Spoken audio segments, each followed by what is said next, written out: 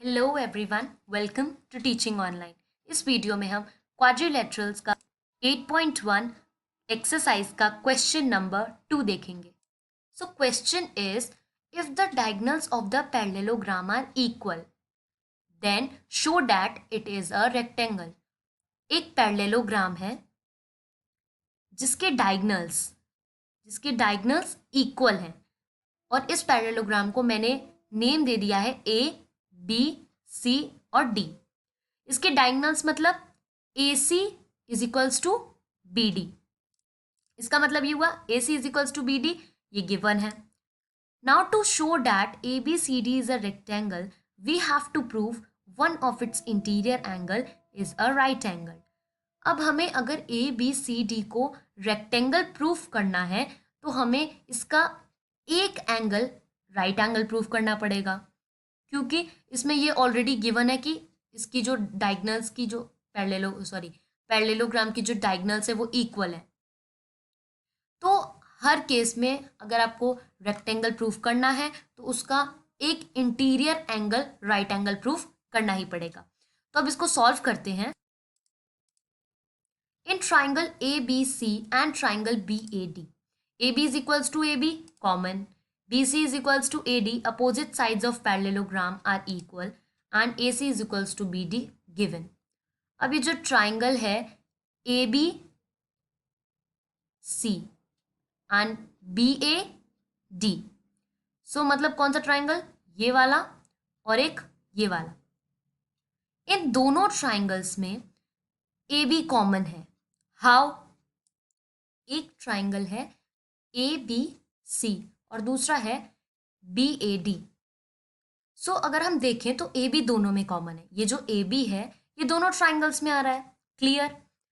Next है A C is equals to B D. A C is equals to B D, ये हमें given है, हमने अभी पीछे देखा। नेक्स्ट है B C is equals to A D. B C is equals to A D. क्यों? क्योंकि opposite sides of parallelogram are equal. Parallelogram की अगर आपने प्रॉपर्टीज पढ़ी हो तो आपको याद होगा कि अपोजिट साइड्स, जो अपोजिट उल्टी साइड्स होती हैं पैरेललोग्राम की, वो हमेशा इक्वल होती हैं। तो इससे हमें क्या पता चलता है? Therefore triangle A B C is congruent to triangle B A D. अब जैसा कि कहीं पे भी हमने एंगल को इक्वल नहीं बताया, हमने तीनों जगह साइड को इक्वल बताया है, तो इसलिए ये एस एस एस कॉन्ग्रुएंसी से ये प्रूफ होता है कि triangle A B C is congruent to triangle B A D. अब इस फिगर में आप ध्यान से देखो कि angle A is equals to angle B, हमने सीपीसीटी से ये हम बोल सकते हैं कि angle A is equals to angle B. Angle A plus B is equals to 180 degree, sum of the angles on the same side of the transversal. तो यहाँ पे हमको क्या प्रूव करना है? एक एंगल 90 डिग्री। अब अगर हम देखें तो ये दोनों क्या हैं? ये दोनों पैरेलल साइड्स हैं, this one and this one, और इसको ये कट कर रही है ट्रांसवर्सल। तो ट्रांसवर्सल जब कट करती है तो ओके, मैं इसका आपको एक डायग्राम दिखाती हूँ। अगर ये यहाँ पे एक दो पैरेलल साइड हैं और ये इसको कट कर रहा है ट्रांसवर्सल, तो ये जो इसके अंदर के दो एंगल्स होंगे ये क्या कौन होंगे? ये को इंटीरियर एंगल्स होंगे। ओके, और को इंटीरियर एंगल्स का सम होता है 180 डिग्री। तो सेम यहाँ पे वही है ना, ये है एंगल ए और ये है एंगल बी, तो इन दोनों का सम क्या हुआ? 180 डिग्री। तो sum of the angles on the same side of the transversal, sum of the angle on the same side of transversal. Line का मतलब समझ आ गया। नेक्स्ट है, अब मैंने लिखा angle A is equals to angle B, तो यहाँ पे मैं angle A is equals to angle A लिख सकती हूँ।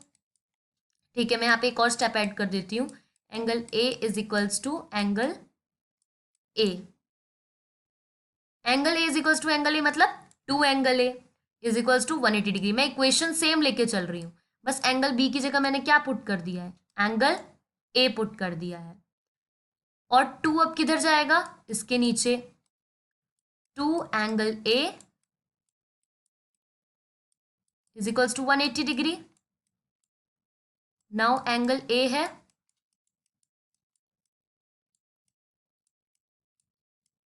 बाय 2, इसको आप कट कर दो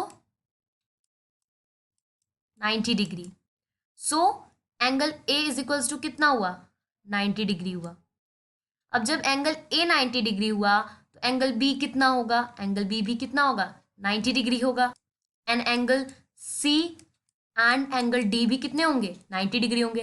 तो अगर हमने एक एंगल प्रूव कर दिया तो हम बाकी भी बता सकते हैं कि सारे, देखो अगर आपने एंगल ए प्रूव कर दिया है तो आप इसको अपोजिट करके एंगल सी बता सकते हो, फिर आप एंगल बी बता सकते हो और एंगल डी भी बता सकते हो, जिससे प्रूफ होता है कि A B C D is a rectangle, hence proved. तो यहाँ पे क्वेश्चन कंप्लीट होता है। और एक इम्पॉर्टेंट यहाँ पे आपको बात भी पता चले कि जब भी आपको रेक्टेंगल प्रूफ करना हो तो आपको हमेशा एक एंगल 90 डिग्री प्रूफ करना है। वो आपने कैसे किया, इसमें आपने सबसे पहले दो ट्राइंगल्स को कॉन्ग्रुएंट प्रूफ किया by S S S and CPCT के through sum of the angles on the same side of the transversal करके आपने पूरा प्रोसेस के थ्रू इसको प्रूव कर दिया है। सो ये क्वेश्चन होता है complete. Thank you very much.